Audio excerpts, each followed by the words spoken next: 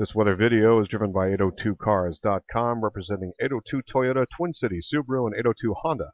They're all located off of Exit 7 on Interstate 89. A couple things to look out. You're looking at precipitation by station. Rain showers have exited out of the region. We got a lot of bright sunshine, some really partly to mostly sunny skies now. There's a little interesting band of clouds here. This is associated with a little bit of convection that will work through the region. Looks like it'll be crossing Vermont roughly between about 3 o'clock and 6 p.m. this evening. Could have a couple rumbles of thunder. Also, we're looking at a whole big area here, a burst of wind. You can see some of the strong gusty winds.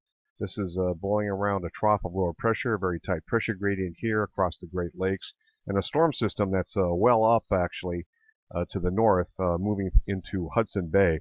This is very large gyre, very large big circulation that is currently affecting a big large area here. So we're getting some interesting transitions, and these transitions today from spring-like conditions with a possible rumble or two of thunder later on late today. Colder air arrives with a burst of west to northwesterly winds. You can see those over the Great Lakes and southern Great Lakes region. This will be a main threat for Thursday, not today, but Thursday. Some of those stronger winds will make it into New York and eastern New York and just about in the vicinity of western Vermont, but then they fall off. See further heads up later on today about these winds. Now, much colder air arrives incrementally for the weekend, with temperatures 10 to 15 degrees below normal. Low confidence beyond this period, however, but a possible large snowfall is looming, and March can be a wickedly wild month, so heads up on that. Best project weather days are coming basically Sunday and Monday, March the 12th and 13th. Taking a look at some of the higher resolution computer modeling, you'll see a development of a little bit of rain shower and some convection that moves through. This is the possibility that we might actually see a rumble or two of thunder out of one of these. This is about 4 o'clock in the afternoon. That's 5, 6. Second little band begins to move in, and then it starts to get cooler aloft. It's fairly unstable. We got some strong winds that'll be moving in aloft at the mountaintop levels, not affecting the valley floors, but some of these will start to form some pretty impressive snow squalls indicated. This is about midnight tonight, so this will produce a coating of snow on area roads, mainly affecting travel. Okay, this is our precipitation exiting, and here's about 7 o'clock this evening. I'm just going to run through. You can see a little missing panel there. But we do have the snow showers that are moving on through overnight and into the day tomorrow.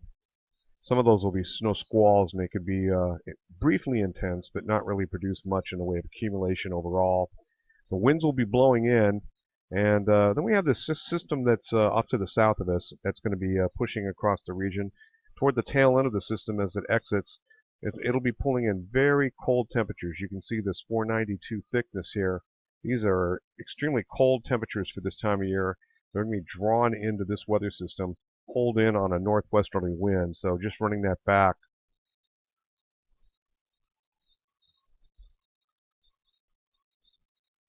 So that's basically Friday into Saturday afternoon.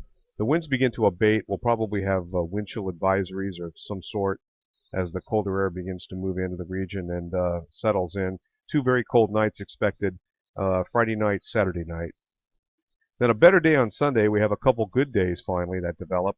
And then looky here, we have a clipper system that tracks into the region. Now, this is kind of a lot of uncertainty at this point. The computer models have been bobbing up and down with this considerably. This is valid about Monday evening. So let's take a look at the development and how this works. You can see that it develops into a fairly strong system. Once it gets off the coast, it's what we call a Miller B nor'easter. And there's some indications of lower pressure developing along the coast here, producing this. And this will take over, be the secondary low, and then become the primary low, and then track up into the region here in the vicinity of Maine. So here's the development. Keep a close eye on this. Boom. We back up here or jump in some panels. This would be Tuesday afternoon, Tuesday evening. That's Tuesday night. early Wednesday morning.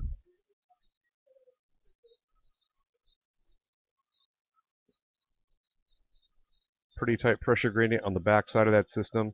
So really Tuesday night into Wednesday, we could see a significant snowfall. Stay tuned.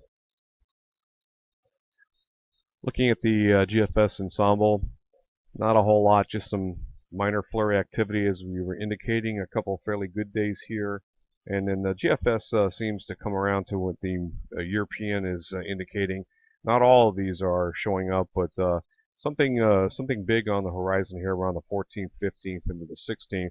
And you can see that there could be some pretty good snowfall amounts as temperatures aloft and at surface will be cold enough, except for just a few plumes here.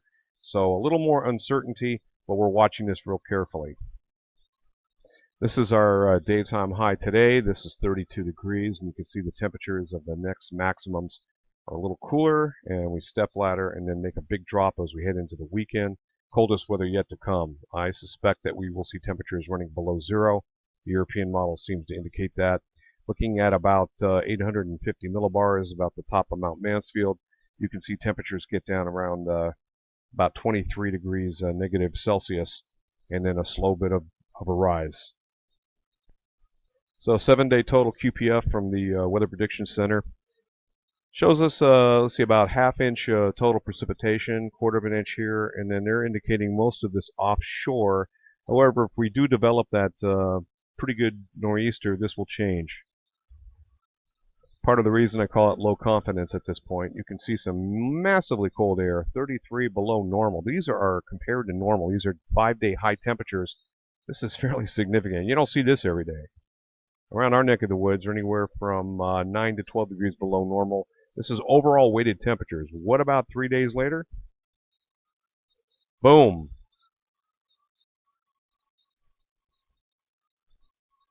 Thanks for watching. Roger Hill, Wuthering Heights.